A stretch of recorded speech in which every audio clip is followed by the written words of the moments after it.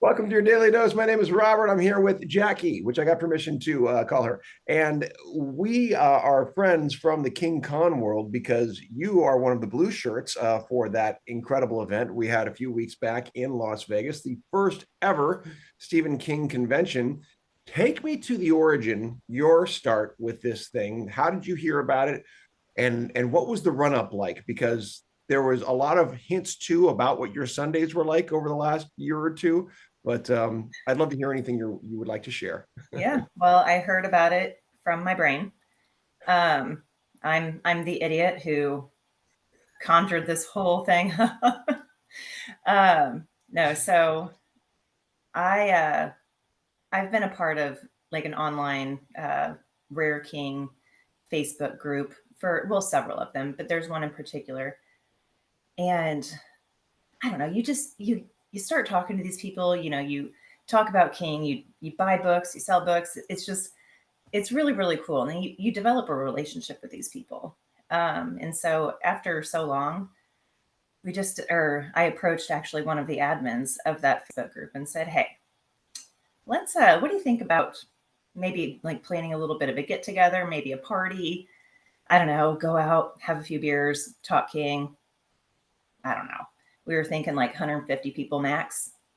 Yeah. We announced on, I think it was October 19th because 19.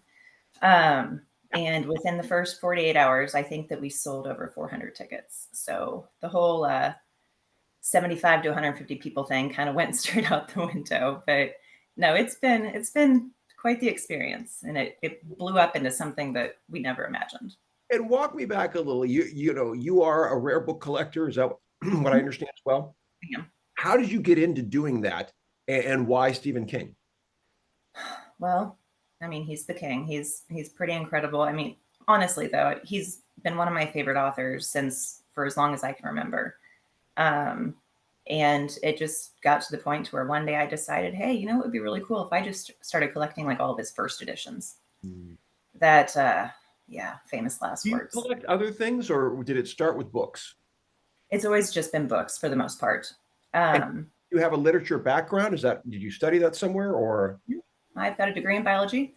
Um, and I work in nuclear regulatory compliance. Nothing, Exactly. nothing at all that has anything to do with it. But Hell of a hobby no, you picked up.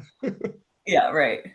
No, I've always enjoyed his work. I've always read his books. Thought they were amazing. Again, just kind of started with the first editions, then it rolled into the limiteds, then getting more into and appreciating the artists, the artwork that goes into the limiteds, the cover art. Obviously films. It just he's the master of his work, and we thought that we it just blows my mind that nobody has created something like this before. Yeah, Um, he's had, I mean, at Comic Con, the most probably well-known convention, there's been rooms, right? There's been, areas of, and you heard Mick talk about that and others, yeah, there's been pieces of that, but its own thing. You're right. It makes so much sense. It's almost like, are you kidding me? And mhm, that was the response you got too with that 400 plus in 48 hours. And we ended right. up over 700, I think, right? Mhm. Yep, we did. And we Yeah. had actually there were several other people who bought tickets to it, but of course, we announced a year before everything. Life happens, things come up, people, have other obligations. They couldn't make it, which is completely understandable. Yeah. Um, but the ticket prices were so reasonable, Oh, based for what you got, what we were able to provide to the attendees, $150 for, 2 full days I mean, 2.5 really full yeah. days of just nonstop. There's always a panel, there's always a film, there's always something going on. You know, it's just and being surrounded by so many king collectors, that right there, that's invaluable in itself. Or not, I think lovers, I guess. yeah, that's the part that got me the most too was the community spirit. And you guys, you did a great job of setting that up, by the way, of just it wasn't a free for all. It really wasn't. As much as there was freedom, there was a very, at least what I heard, dedicated sense of, hey, we're here to be good with each other. We're here to be cool with each other. And if by the way, if something's not cool, let us know. I mean, you guys were right there to say, we're going to make sure this is a great experience for everybody. And I mean, that's what I felt there for sure.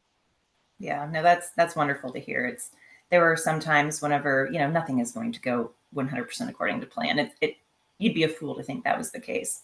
Of course, we had our hiccups, but you know, despite the little things that did go or didn't go 100% according to plan, everybody was just so happy, so appreciative, and they just being there was was awesome for them. And so that, yeah, it was pretty amazing. There were some days or sometimes whenever just wanted to curl up in a ball and cry because, oh my gosh, everything's going wrong. Whenever in reality it was like the lights needed to be dimmed or something. Um, it just those are important things. But at the end of the day, everybody was so damn happy, so pleased with the way it went. And I don't think it was until midday Saturday, whenever I really just took a step back and I just had this massive grin on my face. I'm like, you know what, guys, we freaking did it. We We did. did it. There it is.